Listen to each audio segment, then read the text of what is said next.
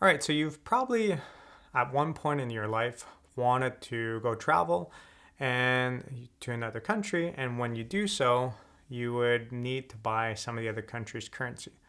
You're not really sure how the exchange rate works. So let's take a look.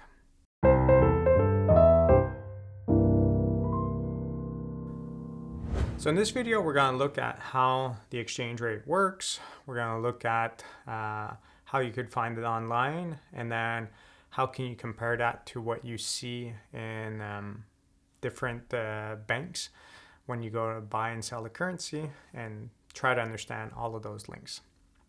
So when it comes to finding the value of a currency, my recommendation would be to go on the website xe.com, which we're going to look at over here. So on this website, you can choose whatever amount that you want. And in this amount, you can then say which currency you want to convert to which currency. So here I'm looking at $1 to $1 Canadian. And by looking at this, I can see that it's 1.3886 and so on Canadian dollars that is required to buying $1. And I also have this relationship here, which is 1 Canadian is equal to 0.72 So when we look at this, we're seeing the relationship between the two currencies. And if it requires more Canadian currency to buy $1, that means that the $1 gets more Canadian currency. That would be a situation where the US dollar has appreciated relative to the Canadian dollar, or the Canadian dollar has depreciated relative to the US dollar, meaning that our dollar is worth less. We need to offer more of our Canadian dollar to obtain $1. The easiest way to see appreciation or depreciation is always to look at how much of the other currency can you get in terms of your own. And in this case here would be 1 Canadian dollar is 0.72 US. If we can get more than 0.72, that means that the Canadian dollar is appreciating. If we can get less, it's depreciating. In this format here, it's looking at it more from the US framework with that 1.38. So you can see that there's two different rates there. But are those two different rates the ones that you often see at a bank? Well, no. If I look at a bank like a National Bank here in Canada, I could look at the two different rates here. But if I look at them here, there's no like 0.72 or close to it. There's this 1.3554 and 1.4273.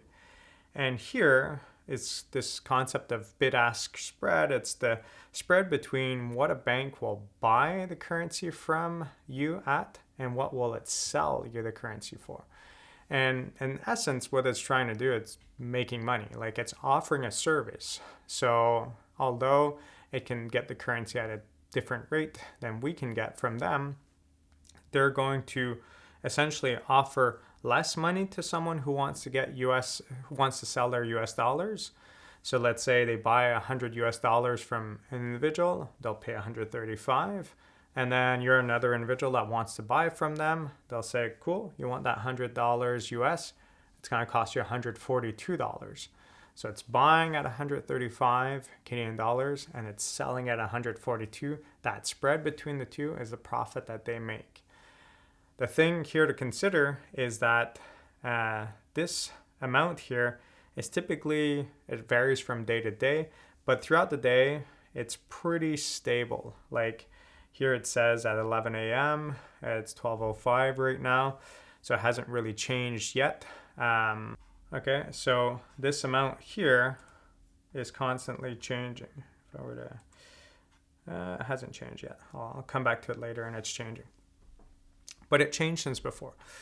So this amount constantly changes throughout the day. As in the currency markets, people are buying and selling. It's like stocks. It goes up in value, goes down in value continuously. So if you're on this xe.com website, it actually auto-refreshes every so often, every minute tops, or every 30 seconds, I think.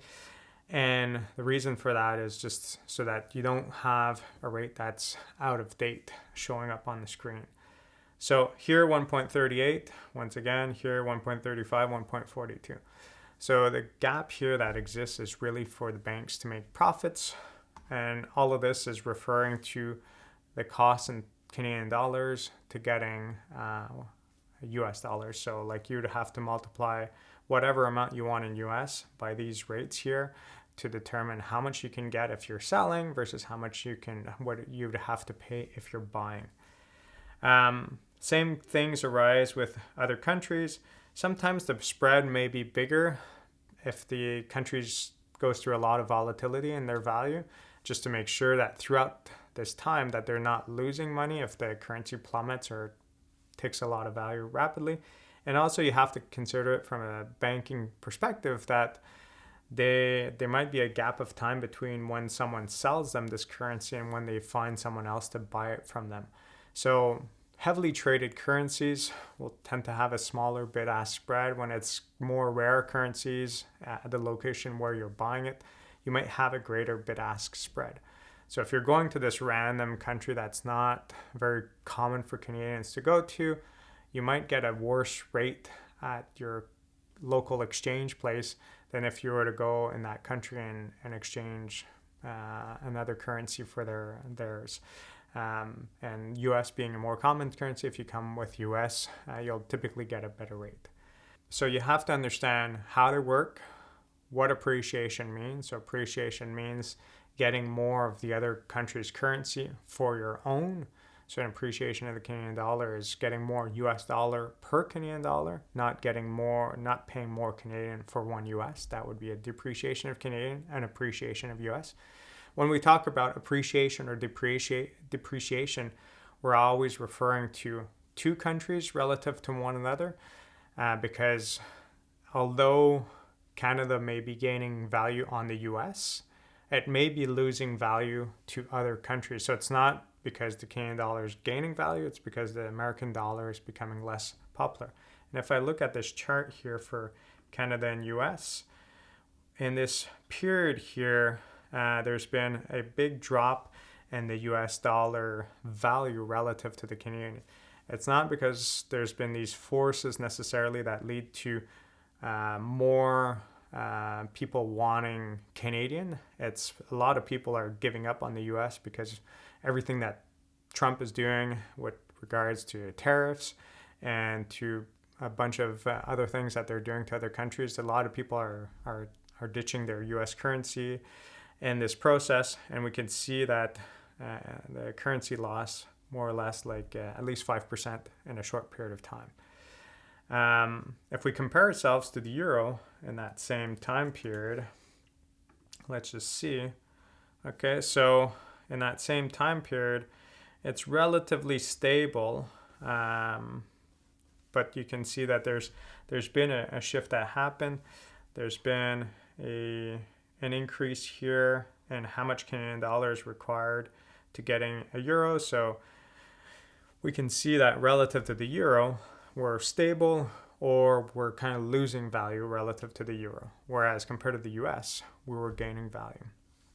So always one country to another country that we're looking at, and always keep in mind that these rates that you see on xec.com are like the official rates at the time being, but you'll never have access to those rates.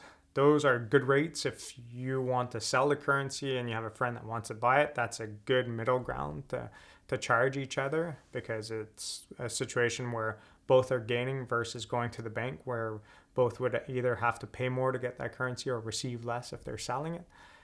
But there's a difference between the two. It's not the same story. So this is referring to the actual rate.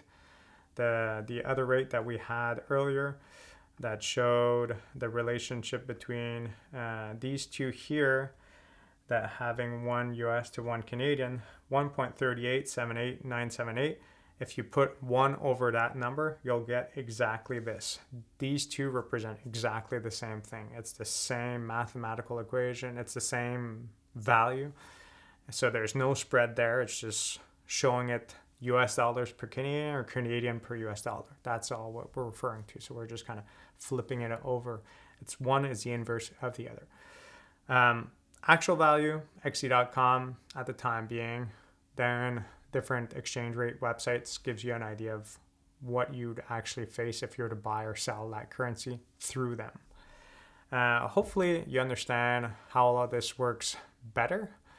And the last thing I want to cover here, or I'll actually cover this in the follow-up video, is if you have a situation like this with the Canadian dollar that requires more Canadian dollar than the US, does it mean that the US dollar is necessarily stronger? Does it mean that the Americans can buy a lot more goods when they come to Canada than Canadians can buy when they go to the States? So we'll take a look at that question in a follow-up video.